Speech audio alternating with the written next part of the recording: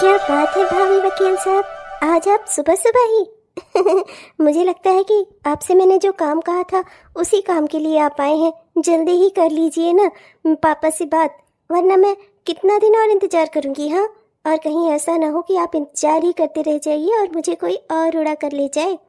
हाँ हाँ कर लूंगा। और मैं भी डिसाइड करके आया हूँ कि आज के आज ही बात कर लूंगा। मैं भी अब नहीं चाहता और इंतजार करना। जल्दी ही मुझे अच्छे और बड़े केसेस मिलने लगेंगे। मैं भी जल्दी ही एक बड़ा वकील बन जाऊंगा। पर सर मेरे सर है ना, सीनियर है मुझसे, तो थोड़ा तो मुझे डर लग ही रहा होगा ना उनसे बात करने में। चलिए वकील साहब, फिर मुझे खुशी हुई ये जानकर कि जितना मैं एक्साइटेड हूँ आपके साथ शादी करने के लिए, उतना आप भी एक्साइटेड है मुझसे शादी करने के लिए। वरना तो मुझे लगता था कि शायद मेरा लव वन साइडेड ही है। ओह, गुड मॉर्निंग डैड। डैड, मैं बस कॉलेज के लिए निकल ही रही थी। ठीक है डैड, मैं फिर आपको शाम को मिलती हूँ। बाय। बेटा साक्षी, अपने पढ़ाई पर ध्यान दो और ना इधर उधर ज्यादा बातें करने की जरूरत नहीं है। ठीक है, अपने करियर पर इंसान को पहला फोकस करना चाहिए। जाओ तुम। प्रशांत।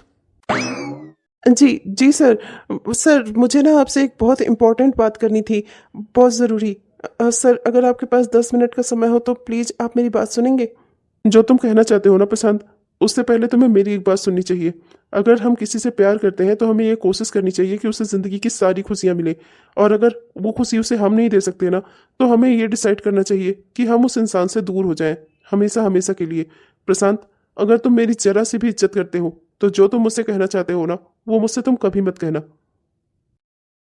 प्रशांत, मेरे एक बहुत अच्छे और खास दोस्त हैं जगन्नाथ जी। उनका बेटा है जो कि एक बहुत बड़ा बिजनेसमैन है। वो मेरी बेटी को जिंदगी की उसकी सारी खुशियां दे सकता है, उसके खर्चे उठा सकता है, उसे खुश रख सकता है। और इसीलिए मैंने अपनी बेटी साक्षी का रिश्ता जगन्नाथ जी के बेटे के साथ तय कर दिया है।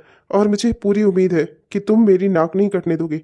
मेरी इज्जत की अगर जरा सी परवाह करते हो, मेरा जरा सा सम्मान करते हो, तो कभी भी कुछ ऐसा मत होने देना जिससे मेरी नाक कटे। मैंने तुम्हें अपना बेटा समझा है, बेटे की तरह तुम्हारे लिए हमेशा खड़ा रहा हूं। मैं चाहता हूं कि तुम भी एक बड़े वकील बनो, जिंदगी में बहुत कुछ हासिल करूं। तुम्हारे लिए 100 लड़कियों की लाइन लग जाएगी, एक बार एक काबिल वकील बनकर देखो। पर साक्षी, साक्षी के लिए मैं पहले ही लड़का ढूंढ चुका हूँ। उसकी शादी मैं पहले ही तय कर चुका हूँ। अगर मैं साक्षी से ये सब कहूंगा तो ये बात कभी एक्सेप्ट नहीं करेगी। मैं ये अच्छे से जानता हूँ कि उसकी जिंदगी में प्यार से बड़ा महत्व किसी चीज का नहीं हो सकता। पर मैं उसका बाप हूं ना, मुझे अच्छे से पता है कि उसकी खुशियां किस में है। अगर तुम मेरी जरा सी भी परवाह करते हो ना, तो तुम मुझसे वो कभी नहीं कहोगे जो तुम कहना चाहते हो। तुम साक्षी से खुद को दूर कर लोगे, हमेशा हमेशा के लिए। मैंने ये फैसला बहुत ही सोच समझ कर किया कि है। तुम याद रखना कि एक समय तुम्हारे पास कुछ भी नहीं था, कोई तुम्हें अपने साथ काम करवाने के लिए तैयार भी नहीं था। तब उस समय मैंने हाथ बढ़ाकर तुम्हारा हाथ थामा था। तुम्हारे वकालत की फीस मैंने ही भरी थी। अगर तुम मेरी जरा सी इज्जत करते हो तो साक्षी से हमेशा हमेशा के लिए दूर हो जाओ, उसे भूल जाओ। पर सर, साक्षी मुझसे बहुत प्यार करती है और मैं भी साक्षी से। दुनिया में सारी खुशियां पैसों से नहीं खरीदी जा सकती सर। मैं साक्षी को पसंद करता हूँ। साक्षी मेरे अलावा कभी किसी के साथ खुश नहीं रहेगी। साक्षी अभी नादान है, दुनिया देखी ही उसने कितनी है। ना ही गरीबी का उसे कोई अंदाजा है। तुम्हारे साथ रहेगी तो उसकी एक भी जरूरत पूरी नहीं होगी। तुम खुद क्या हो? तुमने कभी खुद को देखा है? एक स्ट्रगल करते हुए वकील हो, अभी कोई बड़े वकील बने भी नहीं हो। क्या साक्षी के खर्चे उठा पाओगे तुम? इस वकालत में बहुत लोग उतरते हैं, पर कौन कितना आगे जाएगा ना, ये फिक्स नहीं होता। कोई कोई तो बस एक साधारण वकील बनकर ही रह जाता है, जो अपना खुद का खर्चा भी नहीं उठा सकता। और तुम तो अभी इस फील्ड में तुमने सिर्फ कदम ही रखा है। और जगन्नाथ जी का बेटा वो एक बड़ा बिजनेसमैन है जो मेरी साक्षी को जिंदगी की सारी खुशियां दे सकता है। और सबसे बड़ी बात, जब तुम मुसीबत में थे मैंने तुम्हारा साथ दिया था, मैंने तुम्हारा हाथ थामा था। तो मैं उम्मीद करता हूँ कि तुम मेरी इज्जत नहीं कम होने दोगे। जगन्नाथ जी से मैंने वादा किया है कि मैं उनके बेटे के साथ अपनी बेटी की शादी करूंगा। अब सब कुछ तुम पर निर्भर है। अगर तुम चाहो तो साक्षी से शादी कर सकते हो और मुझे भुला सकते हो, मेरे एहसानों को भुला सकते हो। और अगर चाहो तो मुझे थोड़ा सा सम्मान दे दो। मैंने तुम्हारे लिए इतना कुछ किया है, और साक्षी को भुला दो। इसी में तुम्हारी और साक्षी दोनों की खुशियां हैं। तुम मुझे कुछ बताओगे भी कि तुम मुझसे ये क्यों कह रहे हो कि मैं तुम्हें भूल जाऊं? इतने सालों के प्यार का तुम मुझे ये सिला दे रहे हो? हाँ, जब हमारी शादी करने की बात आई तो तुम अपना पीछा छुड़ा रहे हो मुझसे। मैं कुछ कह नहीं सकता साक्षी, बस यही समझ लो। ना तो मैं तुम्हारे खर्चे उठा सकता हूँ और ना ही तो मैं तुम्हें वो खुशियाँ दे पाऊंगा जो खुशियाँ तुम डिजर्व करती हो। मेरे पास कुछ भी नहीं है। मैं अभी वकालत के क्षेत्र में सिर्फ कदम ही रख रहा हूँ। आगे बड़ा वकील बनूंगा या नहीं बन पाऊंगा इसकी भी कोई गारंटी नहीं है। जिंदगी में मुझे अभी किसी के सहारे की खुद ज़रूरत है। मैं तुम्हारा सहारा क्या बनूंगा? मुझे तो अपने प्यार पर भरोसा था। मैंने सोचा था कि हम जिंदगी में आगे एक साथ बढ़ेंगे। तुम गिरोगे तो मैं तुम्हें संभालूंगी। मैं थी ना, लेकिन तुम्हें तो मुझ पर भरोसा ही नहीं है। तुम्हें तो बस एक सरल रास्ता नजर आया है मुझे छोड़कर जाने का। ये क्यों नहीं कहते कि मुझसे अब दिल भर गया है तुम्हारा, मुझसे शादी करने का मन नहीं है तुम्हारा। ठीक है, जो तुम करना चाहो, मुझे भी कोई दिक्कत नहीं है। हमेशा तुम्हारी खुशियाँ ही चुनी है। अगर मुझसे अलग होने में तुम्हारी खुशी है तो फिर यही ठीक है। आज से तो मेरा भी भरोसा उठ गया प्यार पर से। वास्तविकता में प्यार करके इंसान को कुछ भी हासिल नहीं होता। मेरे पापा बिल्कुल सही कहते हैं, लड़के धोखेबाज होते हैं। मुझे उनसे दूर रहना चाहिए था। ना जाने कैसे ही मैं तुम्हारे प्यार में पड़ गई। आज साक्षी की शादी है, कल उसकी विदाई हो जाएगी। इस घर से हमेशा हमेशा के लिए वो दिल्ली रवाना हो जाएगी। मैं बेहद खुश हूँ कि तुमने अपनी जिंदगी में अच्छा चुनाव किया। साक्षी की जिंदगी बना दी तुमने। साक्षी हमेशा खुश रहेगी और इसके लिए मैं तुम्हारा जितना धन्यवाद करूँ ना उतना कम है। आज तुमने दिखा दिया कि वास्तविकता में तुम साक्षी से बहुत प्यार करते थे। सर, आपने मुझसे कहा था कि अगर मैंने आपका सम्मान किया हो जिंदगी में कभी, आपने मेरे ऊपर इतने एहसान किए थे, उस एहसान के बदले में आपने मुझसे जो मांगा मैंने वो किया। जिस समय जिंदगी में मुझे सबसे ज़्यादा किसी की ज़रूरत थी आपने हाथ बढ़ाकर मेरा साथ दिया था। जब मेरे लिए कोई मेरी वकालत की फ़ीस भरने वाला नहीं था तब उस समय आपने मेरी वकालत की फ़ीस भरी थी। मेरी माँ के ऑपरेशन के लिए भी आपने पैसे दिए थे। तो मैं आपको इनकार कैसे कर सकता था सर? बस लेकिन आप ये समझ लीजिए कि आपने मुझसे मेरी आत्मा ही छीन ली। आज के बाद से मैं जिंदा तो हूँ पर आपने मुझसे मेरी ज़िंदगी छीन ली। शादी के 4 महीने बाद मैं क्या कह रही थी कि मुझे ना नैना माता के दर्शन करने थे। तो हम चलते हैं ना, शादी को 4 महीने हो ही गए हैं। चलते हैं, नैना माता के दर्शन कर लेंगे। उसके बाद आप मुझे शिमला, मनाली यहाँ सब घुमा दीजिएगा। मेरा बड़ा ही मन था कि शादी के बाद मैं अपने पति के साथ ऐसे सब जगह घूमने जाऊँ। क्या कहते हैं आप? अच्छा रहेगा ना? इस बार छुट्टी में आप ये प्लान बना लीजिए। नैना माता का दर्शन, शिमला मनाली। अरे शिमला मनाली तो मैं ना जाने कितनी बार घूम चुका हूँ, वहां क्यों जाऊंगा मैं? मेरा ना मेरे दोस्तों के साथ प्लान बना है, स्विट्जरलैंड जाना है हमें, वहां घूमने जाऊंगा। शिमला मनाली, नैना देवी। ये भक्ति में दर्शन करने में ही तुम्हारा जी लगा रहता है। अरे कुछ तो मॉडर्न बनो। एक तो वैसे भी ये 5 मीटर की साड़ी पहनकर रहती हो, बहुत अजीब लगता है मुझे। ऐसा लगता है कि जैसे किसी गांव की गंवार लड़की को उठा लाया हूं मैं। शादी की थी मॉडर्न लड़की से, इतने बड़े घर की बेटी से, पर निकली तुम क्या? कभी कभी तो यकीन ही नहीं होता कि इतनी वेल एजुकेटेड हो तुम, इतनी पढ़ी लिखी हो, इतने बड़े बाप की बेटी हो। मैं ना स्विट्जरलैंड जाऊंगा। और हाँ, जरा अपने पापा को फोन कर देना, उनसे कह देना कि 2 लाख रुपए भिजवा देंगे, कुछ काम था मुझे, ठीक है? स्विट्जरलैंड जाना है मुझे अपने दोस्तों के साथ, तुम अपना घर पर रहो। 2 लाख? अभी कुछ समय पहले ही तो आपने पापा से 5 लाख रुपए लिए थे। आप खुद इतने बड़े बिजनेसमैन हैं। आपके पापा हाई कोर्ट में वकील हैं। फिर भी आप मेरे पापा से इतने पैसे क्यों मांगते रहते हैं? और स्विट्जरलैंड आप चल रहे हैं तो मैं भी तो आपके साथ चल सकती हूँ ना। आखिर मैं पत्नी हूँ आपकी, आप मुझे कहीं ले जाना क्यों नहीं चाहते? तुमसे सवाल करने को किसने कहा? हाँ, सवाल करने को किसने कहा? औरत हो, औरत बनकर रहो। बहुत ज्यादा अपना मुंह चलाने की जरूरत नहीं है। जितना कहा है बस उतना करो। अपने बाप को फोन लगाओ और उनसे पैसे मांगो, समझी? बड़ी आई है मुझे सिखाने वाली। मुझे जरूरत है तो उनसे नहीं लूंगा तो और क्या बाहर वालों से लेने जाऊंगा? हाँ, और वैसे भी वो अपने दामाद को नहीं देंगे तो और किसे देंगे? उनका दामाद हूं मैं, समझी? चुपचाप से फोन करो उन्हें और उन्हें बोलो कि 2 लाख रुपए दे मुझे, समझी? और ज्यादा सवाल जवाब करने की जरूरत नहीं है। और तुम्हें मैं कहाँ लेकर जाऊं? अपनी शकल सूरत देखी है पहले? घर की नौकरानी से भी बदतर लगती हो तुम। तुम्हें लेकर जाऊं? अपनी बेइज्जती थोड़े ना करानी है मुझे। घर पर रहो, ऐसे एसी में अपने दिन गुजारो, इससे ज्यादा और तुम्हें क्या चाहिए? और हाँ, एक बात और, औरत हो, औरत की तरह रहा करो, समझी? आइंदा से अगर मुझसे कभी कोई सवाल करने की या मेरे सामने कोई जिद करने की कोशिश भी की ना तो मुझसे बुरा कोई नहीं होगा। वापस ले जाकर तुम्हें तुम्हारे मायके पर टकाऊंगा, फिर वहीं रहना अपने मायके के धन में, समझी? बड़ी आई हैं। औरत हो, औरत बन के रहो। मेरे सर पर चढ़ने की जरूरत नहीं है। औरतों को मैं पाँव की जूती समझता हूँ, जूती। सर पर नहीं रखकर घूमता उन्हें।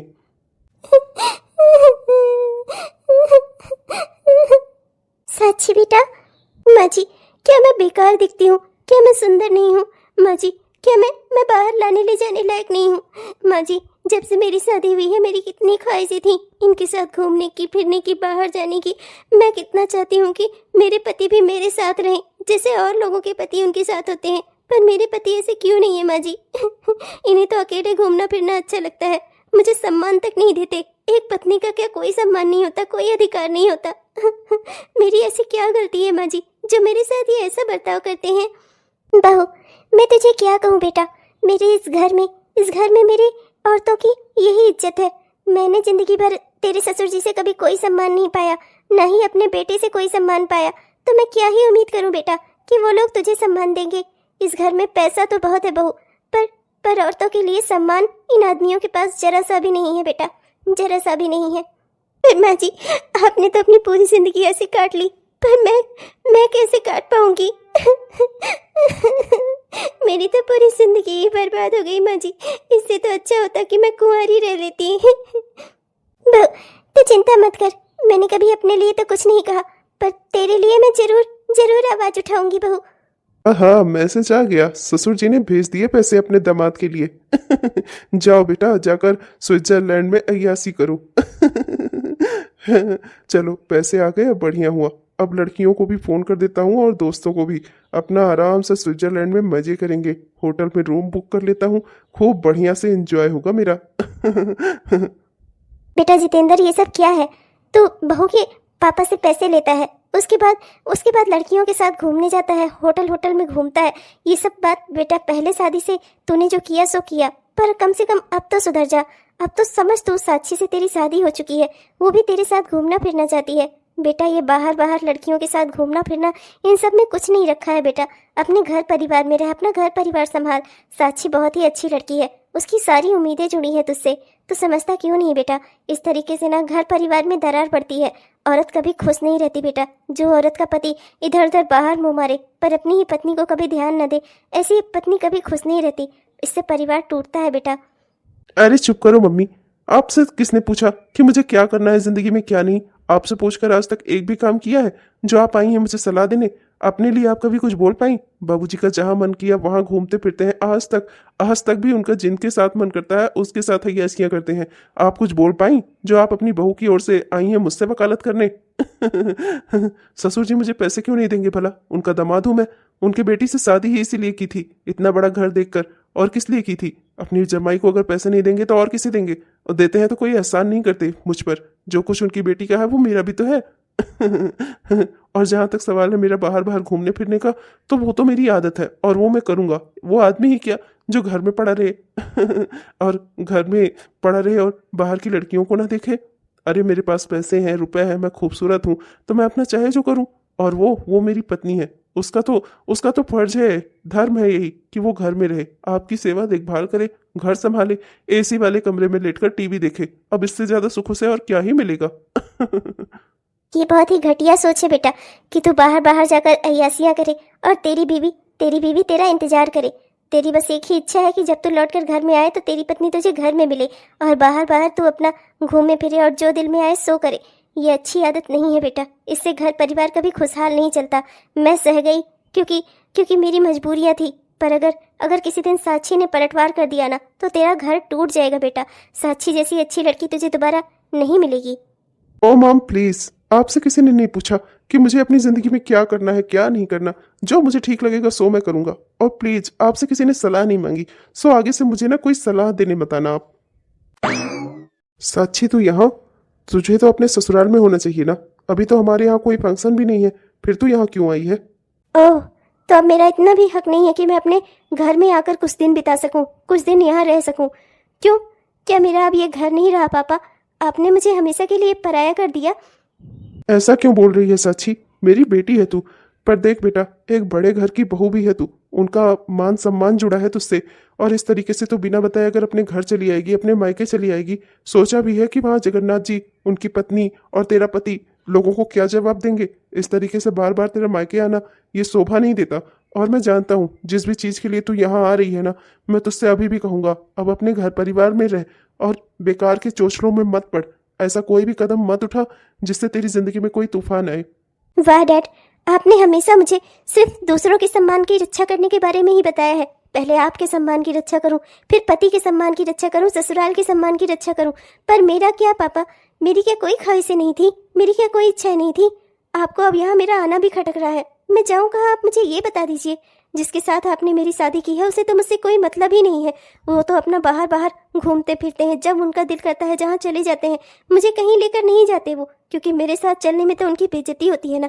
मुझसे शादी करके तो उनकी नाक कट गई है पापा, मैं उनके लायक नहीं थी। फिर आपने मेरी शादी उनसे क्यों करवाई?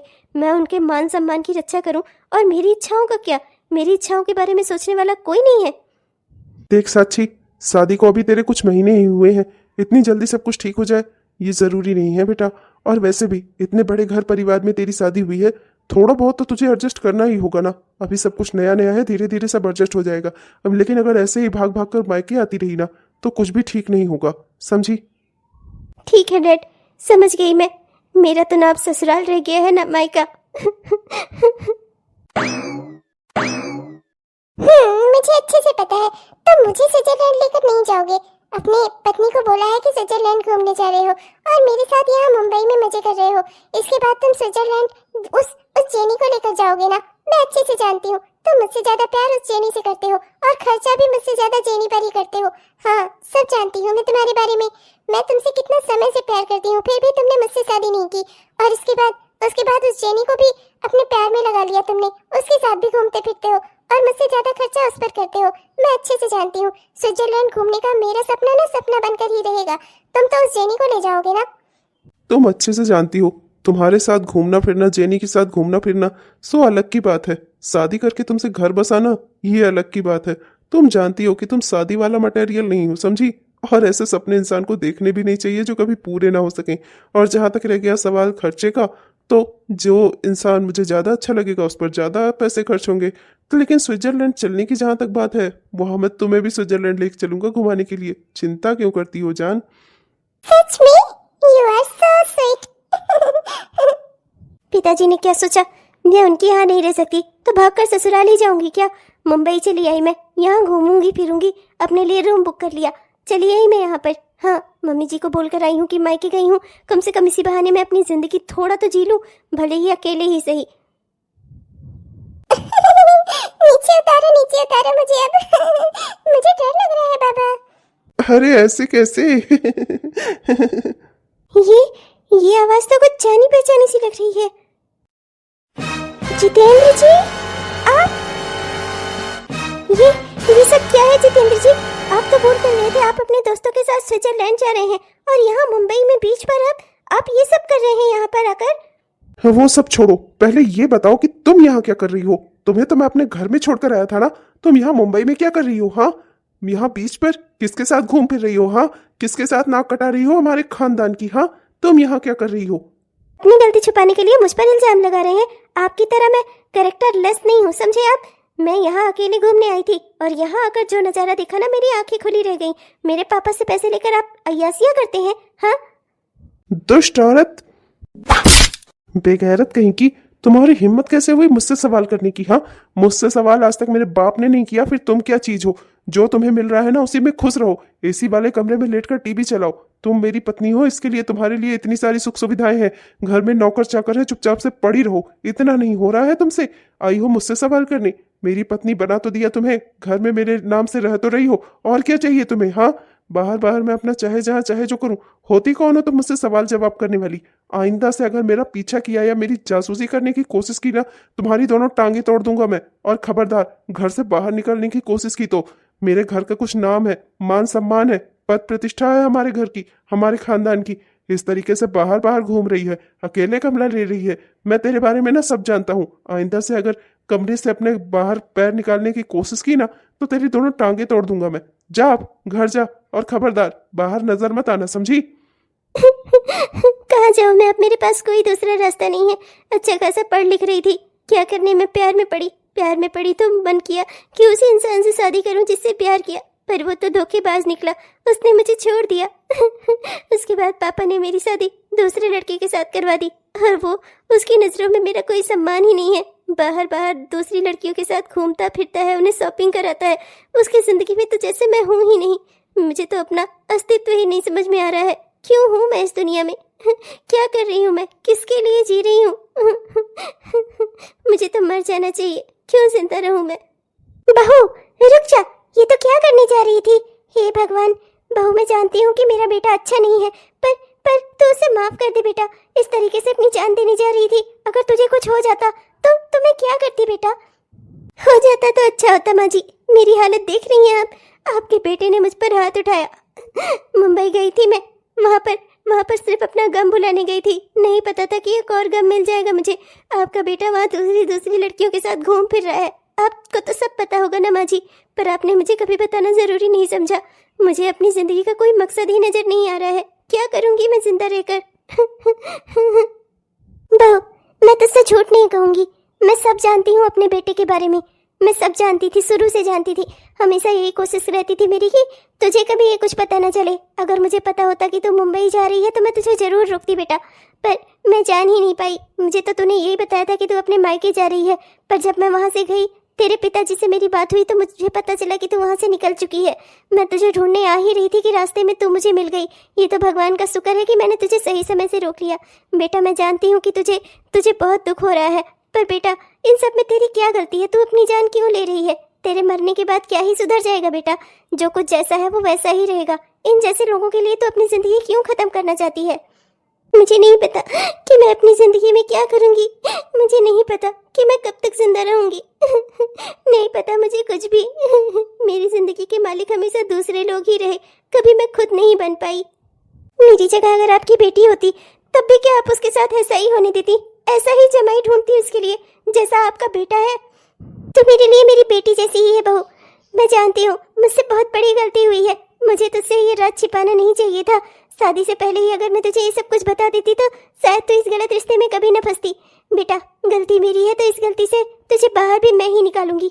मैं तुझे अपने बेटे से तलाक दिलाऊंगी, चाहे इसके लिए मेरा खुद का तलाक क्यों ना हो जाए। मैं अब और चुप नहीं रहूंगी। अपने लिए मैंने कभी आवाज नहीं उठाई, पर तेरे लिए जरूर उठाऊंगी। बहू, 2 मिनट रुक जा। वो ये यहाँ के बहुत ही बड़े वकील हैं, इनके हाथों में मैं तेरा केस दूंगी। मुझे पूरी उम्मीद है बेटा कि तेरा तलाक जरूर हो जाएगा। मेरा बेटा तेरे लायक कभी था ही नहीं। उसे समझाने के बाद भी वो कभी नहीं सुधरेगा। मैं जानती हूँ आज उसने तुझ पर हाथ उठाया है, कल को वो तेरी और दुर्गति करेगा। ये मुझसे बर्दाश्त नहीं होगा। बेटा, आगे जिंदगी में जो कुछ भी होगा वो हम झेल लेंगे, पर अभी के लिए तुझे आज़ादी मिलना बहुत ज़रूरी है इस रिश्ते से, जिस रिश्ते में होकर तू हर पल घुट रही है। काशी ये जज्बाई दिल काम तो आ जाता कभी, उनके होठों पे मेरा नाम तो आ जाता कभी। याद कर लेते मुझे भूल ही जाने के लिए, सारी खुशियाँ हैं मोहब्बत की ज़माने के लिए। मैंने तो प्यार किया आंसू बहाने के लिए, सारी खुशियाँ हैं। वकील साहब, नमस्ते वकील साहब। वकील साहब, आपका बहुत नाम सुना है। आपने आज तक बहुत सारी औरतों को न्याय दिलाया है। मैंने सुना है, मेरी एक सहेली ने मुझे बताया था, वो चाहती थी कि मैं अपने तलाक की बात करूं, पर अपना तो मैंने जैसे तैसे अपनी जिंदगी गुजार दी। पर मैं नहीं चाहती कि मेरी बहू के साथ भी वही सब कुछ हो जो मैंने झेला है। मेरा बेटा मेरे पति से भी एक हाथ आगे है। वो मेरी बहू पर हाथ भी उठा रहा है। उसने मेरी बहू पर हाथ उठाया है। आज उसने मेरी बहू को मारा है। मेरे बेटे की जिंदगी में मेरी बहू का कोई सम्मान नहीं है वकील साहब। मैं अपनी बहू का तलाक चाहती हूँ अपने बेटे से। साक्षी, तुम? माँ जी, चलिए यहाँ से। मुझे इस आदमी से कोई काम नहीं है। आपका बेटा जितना गिरा हुआ है ना, उससे भी एक हाथ आगे गिरा हुआ इंसान है ये। इसके लिए किए हुए वादे, रस्में कस्में कोई मायने नहीं रखता। माँ जी, चलिए यहाँ से। मुझे इससे कोई काम नहीं करवाना। मुझे इससे अपना कोई केस नहीं लड़वाना। मैं जिंदगी भर घुट घुट कर रह लूंगी, पर इस आदमी के सामने घुटने नहीं टेकूंगी। चलिए यहाँ से। बहू, तो ये क्या कह रही है? क्या तो इन्हें जानती है? ये इस शहर के बहुत बड़े वकील हैं। क्या आप दोनों एक दूसरे को जानते हैं? वकील साहब, आप। साक्षी प्लीज मेरी बात तो सुनो। नहीं, कुछ नहीं सुनना मुझे। माँ जी, चलिए यहाँ से। मुझे इस आदमी से कोई केस नहीं लड़वाना है। ये आदमी जितना आपका बेटा गिरा हुआ है ना, उससे भी ज्यादा गिरा हुआ है। मेरी जिंदगी की बर्बादी की एक ये भी वजह है। चलिए यहाँ से माँ जी, चलिए। रुक जाओ साक्षी, मैं एक बहुत बड़ा वकील बन चुका हूँ। मैं तुम्हारा केस लड़ूंगा। तुम मुझे अपना दोस्त ना समझो, कम से कम एक वकील ही समझ लो। प्लीज साक्षी, यहाँ से मत जाओ। मैं जानता हूँ कि पुराने समय में मुझसे जो गलती हुई उसकी वजह से आज तुम जिंदगी के इस रास्ते पर खड़ी हो, पर प्लीज समझने की कोशिश करो। मैं इस समय तुम्हारी मदद कर सकता हूँ, एक मैं ही हूँ जो तुम्हारी मदद कर सकता हूँ। प्लीज साक्षी, मेरी बात मान लो। एक बार तुम आजाद हो जाओ, फिर जिंदगी में जो चाहे सो फैसला करना, मुझे मुझे मंजूर होगा। कल कल कोर्ट में फैसला हो जाएगा। इतने समय से कोर्ट केस चल रहा था, साक्षी की तरफ से मैं और उसके पति जितेंद्र की तरफ से उसके पापा ही केस लड़ रहे थे। वही नहीं चाहते थे कि साक्षी का तलाक हो, पर मैंने अपने सीनियर के साथ की केस लड़ा और मुझे पूरी उम्मीद है कि कल साक्षी को तलाक मिल जाएगा। पर साक्षी मेरे साथ होकर भी कभी मेरे साथ नहीं रही। उसने मुझसे सिर्फ इतना ही वास्ता रखा जितना एक मुवक्किल अपने वकील से रखता है। उसने मुझसे कभी कोई बात नहीं की। वो अपनी जिंदगी की बर्बादी की वजह मुझे भी मानती है, पर वो ये नहीं जानती कि उसके मेरी जिंदगी से जाने के बाद मैं भी कभी खुश नहीं रहा। मैंने कभी किसी और के बारे में सोचा तक नहीं। अपनी पूरी जिंदगी उसके लिए कुर्बान कर दी और वो मुझे ही धोखेबाज समझती है। उसके पिता के कहने पर, उनके किए हुए एहसानों के बदले में मैंने साक्षी को छोड़ दिया था, आज़ाद कर दिया था। पर आज मैं अपने निर्णय पर पछता रहा हूँ। अपना एहसान चुकाने के लिए मुझे साक्षी का बलिदान नहीं देना चाहिए था। मेरी वजह से आज उसने जिंदगी में क्या कुछ नहीं भुगता। मैंने इतनी बड़ी गलती क्यों की? और आज साक्षी मुझसे बात तक नहीं करती। मैं उसे कैसे समझाऊं कि मैं उससे आज भी बहुत प्यार करता हूँ। वकील बाबू, कल कोर्ट का फैसला आएगा और मुझे पक्का यकीन है कि आप केस जरूर जीतेंगे। आप चिंता मत करिए। जिंदगी में कभी कभी कुछ चीजें अचानक से ही मिलती हैं और जुदा हो जाती हैं, और अगर प्यार सच्चा हो ना तो ईश्वर फिर से उसे आपसे जरूर मिलवाएंगे। आज तो तुम्हें बहुत खुशी हो रही होगी ना। आज से कई सालों पहले मैंने तुम्हें जो करने से रोका था, आज आखिरकार तुमने वो कर ही दिया ना। अपने सीनियर को हराकर बहुत खुशी हो रही होगी तुम्हें। तुमने मेरी बेटी की जिंदगी बर्बाद करने का ठेका ले रखा था क्या? शुरू से मैंने तुम्हें मना किया। अपनी बेटी की जिंदगी से तुम्हें बाहर निकाला इतनी मुश्किल से। अपने किए हुए एहसानों के बदले में मैंने तुम्हें अपनी बेटी को आजाद करने को कहा। मैंने अपनी बेटी की जिंदगी तुमसे एक बार बचा ली थी और आज तुमने फिर से वही कर दिया। मेरी बेटी को तलाक दिलाकर तुमने वापस से उसकी जिंदगी बर्बाद कर ही दी ना। एक अच्छे घर परिवार में उसकी शादी हुई थी, अच्छे घर परिवार में रहती है आराम से, लेकिन नहीं, तुमसे ये बर्दाश्त नहीं हुआ ना। अपने आप को ऊंचा दिखाने के लिए, अब वकालत में अपना बड़ा नाम करने के लिए, तुमने अपने सीनियर को हराने के लिए मेरी बेटी की जिंदगी बर्बाद कर दी। सर, काश आप ये समझ पाते कि आपकी बेटी की खुशी किसमें है। सिर्फ एक इज्जतदार बड़े घर में उसकी शादी कर देना, क्या बस इतनी सी जिम्मेदारी थी आपकी? आपने कभी ये जानने की कोशिश की कि वहाँ पर खुश भी है या नहीं? नहीं, मैंने तो बस उसे उसकी खुशी वापस दिलाई है। और तुमने आज अपने पति से तलाक लेकर ना मेरे मुंह पर थप्पड़ जड़ा है, मेरी समाज में नाक कटाई है। आज के बाद से मेरा तुम्हारा कोई वास्ता नहीं है। पिताजी, मेरा आपसे वास्ता ही कब था? मेरे दुख सुख किस चीज से आपका लेना देना था? मैं खुश हूँ, दुखी हूँ, जिंदा हूँ या मर गई, इससे आपका क्या लेना देना था पिताजी? आपने तो शुरू से मुझे संतोष कर लिया था। पर कोई बात नहीं पिताजी, आप भले मुझे अपनी बेटी न माने, पर मैं हमेशा जब कभी आपको मेरी जरूरत होगी ना, मैं हमेशा आपके लिए खड़ी रहूंगी, एक अच्छी बेटी की तरह पिताजी। बेटा, बहू, आज तो तूने सुन लिया ना। तेरे पापा के ही कहने पर प्रशांत ने तुझे छोड़ा था बहू। इसमें इसकी बेचारी की कोई गलती नहीं थी। जितना तूने दुख भोगा है ना अकेले में, उतना ही ये भी रोया है तेरे लिए। पर अब बस बहुत हो गया। जिंदगी में तुम्हें भी खुशियां हासिल करने का अधिकार है बहू। मैं जानती हूँ कि तुम अकेले भी अपनी जिंदगी में बहुत खुश रह सकती हो, आगे बढ़ सकती हो। पर बहू, प्रशांत तुम्हारा बहुत समय से इंतजार कर रहा है। इसने तुम्हें अपने से दूर तो किया, पर अपने दिल से नहीं निकाल सका। बेटा, इसके प्यार को, इसके इंतजार को उसका फल मिलना चाहिए बेटा। इसने तेरे प्यार में बहुत दुख भोगे हैं। ये तो ऐसा इंसान है, इसने जिससे प्यार किया वो लड़की इससे नफरत करती रही, फिर भी इसने तेरा इंतजार किया, तुझसे प्यार किया, हमेशा दुआओं में तेरी खुशियां ही मांगी बेटा। और आज भी इसने अपने उस सीनियर बॉस से, जिससे इसने कभी कोई केस जिसके खिलाफत में नहीं लड़ा, उसके खिलाफत में आखिर इसने आज केस लड़ा और तेरा लड़ा बेटा। अपने वकालत की डिग्री को भी इसने खतरे में डाल दिया सिर्फ तेरे लिए। ये तुझसे बहुत प्यार करता है बेटा। ये बस तुझे एक बार तुझसे ये कहना चाहता था कि इसने जो कुछ भी किया ना तेरे पापा के कहने पर किया, पर ये तुझसे कभी कह ना सका। ये हमेशा यही चाहता था कि तू अपने घर परिवार में खुश रहे। पर बेटा, सच्चाई तो ये है कि तुम दोनों की खुशी ना एक दूसरे के साथ में है। मेरा बेटा कभी तुम्हारे लायक था ही नहीं। बेटा प्रशांत, मैं अपनी बहू नहीं, अपनी बेटी का हाथ तुम्हारे हाथों में दे रही हूँ और उम्मीद करती हूँ कि इस बार तुम कभी किसी दुनिया के डर से मेरी बेटी को अकेला नहीं छोड़ोगे, हमेशा इसका साथ दोगे। अकेले में रोने से बेहतर है कि साथ खड़े रहकर लड़ा जाए दुनिया से, समाज से, पर एक दूसरे का साथ दिया जाए। माँ, आप कहाँ जा रही हैं? बेटा, मैं कहीं अपना ठिकाना ढूंढ लूंगी, तुम लोग एक दूसरे के साथ खुश रहो। ऐसा क्यों बोल रही हैं माँ? मैं जानती हूँ मेरा तलाक करवाने के बाद पिताजी आपको कभी उस घर में एक्सेप्ट नहीं करेंगे। उन्होंने आपको छोड़ दिया है। मेरे सामने ही उन्होंने ये बात कही थी कि वो आपको उस घर में कभी नहीं घुसने देंगे। आप उस घर में नहीं जाएंगी। आपको भी अपने आत्मसम्मान की चिंता है माँ, फिर हम आपको इस तरह अकेले कैसे छोड़ सकते हैं? आपने मुझे अपनी बेटी कहा है ना, तो आपको मेरे साथ ही रहना होगा। हाँ माँ, एक बार मैंने अपनी माँ के लिए साक्षी को छोड़ा था और आज मेरी वो माँ इस दुनिया में रह नहीं गई और दोबारा मेरी उस एक माँ के रूप में आपने आकर साक्षी का हाथ मेरे हाथों में रखा है।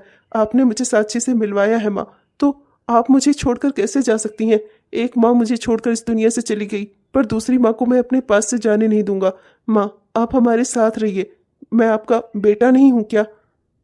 हाँ माँ, हम आपसे बहुत प्यार करते हैं। हम दोनों आपके बिना नहीं रह सकते। आपने हमें मिलवाया है ना, तो आपको हमारे साथ रहना ही होगा माँ। हाँ माँ, आपका ये बेटा आपको वापस से उस नरक में नहीं जाने देगा।